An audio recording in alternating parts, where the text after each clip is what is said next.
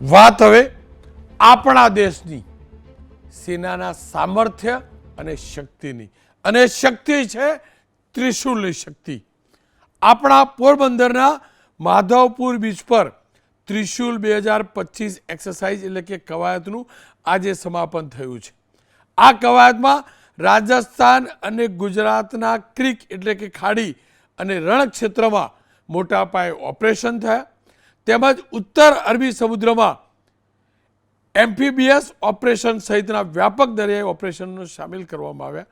દરિયાકાંઠાને વધુ સુરક્ષિત કરવા અને ઉભરાતા દરિયાઈ જોખમો સામે સંકલિત હવાઈ, જમીન અને સમુદ્ર પ્રભાવિત ત્રણેય મુદ્દાઓ પર આ એક્સરસાઇઝ કેન્દ્રિત હતી.